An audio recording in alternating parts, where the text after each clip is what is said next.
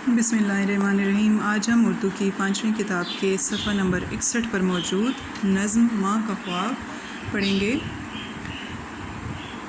इसका सबसे पहला शेर है, मैं सोई जो एक शब तो देखा ये ख्वाब, बढ़ा और जिससे मेरा इज़्तिराब। ये नज़्म एक माँ का ख्वाब की शक्ल में लिखी गई है। तो वो एक माँ है जो अपनी कैफियत बयान करती है कि मैं एक रात सोई, मैंने ख्वाब देखा जिसके देखने से मुझे बहुत ज़्यादा बेचैनी महसूस हुई। ये देखा कि मैं जा रही हूँ कहीं, अंधेरा है और राह मिलती नहीं।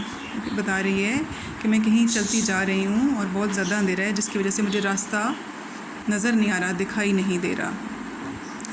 लरसता था डर से मेरा बाल बाल, कदम का था दहशत से उठना मुहाल। यानी मैं इस कदर खौफज़दा थी जिससे ऐसे लगता था कि मेरे बाल भी डर से खौफज़दा हो चुके हैं और उस खौफ की वजह से मुझसे कदम भी उठाना मुश्किल हो चुका था। जो कुछ हौसला पा के आगे बढ़ी तो देखा कतार एक लड़कों की थी। थोड़ी सी हिम्मत इकट्ठी करने के बाद थोड़ी सी आगे चली तो क्या देखा कि एक लड़कों की कतार है, एक लाइन है जो चलती जा रही है। ज़मुरुद सी पोशाक पहने हुए, दिए सब के हाथों में जलते हुए। ज़मुरुद सब्ज़ रंग का पत्थर होता है, तो यहाँ पे यानी ज़मुरुद सी पोशाक यानी सब्ज़ रंग की, वो ज़मुरुद के पत्थर के रंग की पोशाक यानी लिबास पहने हुए थे वो बच्चे, और उन सब के हाथों में चिराग जल रहे थे। वो चुपचाप थे आगे पीछे रवां, खुदा जाने जाना था उनको कहाँ। यानी वो सब खामोश थे और एक के बाद दूसरा उसके पीछे चलता जा रहा था, और खुदा मालूम हमें नहीं पता कि वो उनको कहाँ जाना था, वो किधर को चलते जा रहे थे। इसी सोच में थी कि मेरा पिसर मुझे इस जमात में आया नज़र।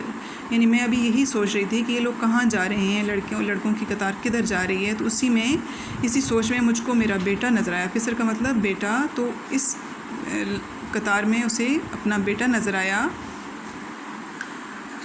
वो पीछे था और तेज़ चलता न था, दिया उसके हाथों में जलता न था। यानी वो सबसे पीछे रह चुका था और उससे चलना मुश्किल हो रहा था, वो तेज़ नहीं चल पा रहा था। उसके हाथों में जो चिराग था वो नहीं जल रहा था, बुझा हुआ था।